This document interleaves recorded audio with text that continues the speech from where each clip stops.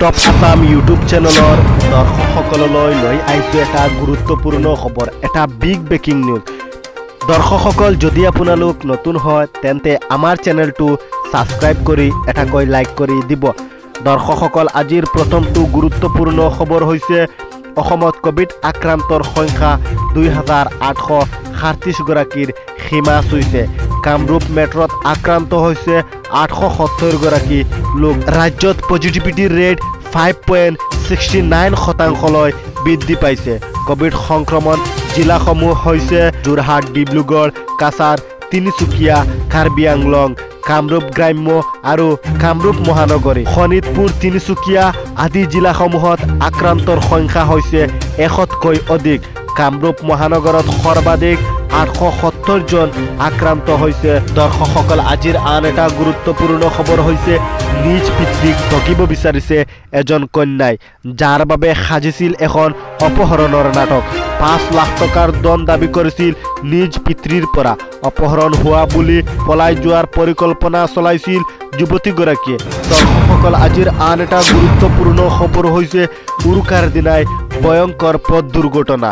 নিয়ন্ত্ৰণ হেৰুৱাই বিদ্যুতৰ খুঁটাত প্ৰচণ্ড জোৰেৰে খুন্দা মাৰিছে এখন এল্টো বাহন। দুৰ্ঘটনাত গুৰুতৰভাৱে আহত হৈছে 4জনকৈ লোক। ভয়ংকৰ পথ দুৰ্ঘটনা সংঘটিত হৈছে দক্ষিণ কামৰূপৰ জোৰ শিমলীত। ঘটনা সংঘটিত হোৱা বাহনখনৰ নম্বৰ হৈছে AS0125H3789। আহত ব্যক্তিকেইজনক চিকিৎসালয়লৈ প্ৰেৰণ কৰা হৈছে।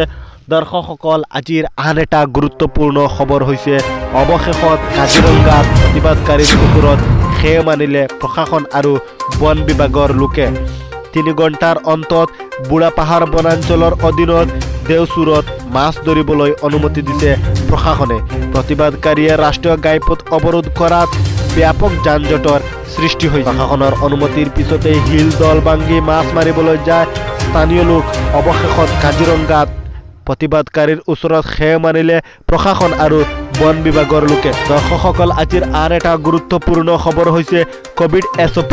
হিমন্ত বিশ্ব শৰ্মাৰ মতে কোন অসম প্ৰেমী আৰু কোন অসম বিৰোধী। কোভিড প্ৰটকল বিৰোধিতা কৰা দল সংগঠনকো সমালোচনা কৰিছে হিমন্ত বিশ্ব শৰ্মাই। একাংশ দল সংগঠনে জাতিটোক আৱেগিক কৰিছে। ৰাতিটো বেলাঘৰত থাকি বিহু উদযাপন কৰিলে অসমীয়া যুৱক কোভিডত আক্ৰান্ত হ'ব। এই মন্তব্য হিমন্ত বিশ্ব চৰকাৰৰ সিদ্ধান্তৰ বিৰোধিতা কৰা দল সংগঠনে যুৱক যুৱতীসকলক ৰুগীয়া কৰাটো বিচাৰে নেকি? অসমীয়া যুৱকক ৰুগীয়া কৰি ৰখাসকল প্ৰকৃত অসম প্ৰেমী নেকি? বিহুৰ নামত আৱেগৰ সৃষ্টি কৰি অসমীয়া যুৱকক ৰুগীয়া কৰিব বিচৰাসকল অসম বিৰোধী। 1 জানুৱাৰীত ৰাজ্যত কোভিড আক্ৰান্তৰ সংখ্যা আছিল 90 জন লোক।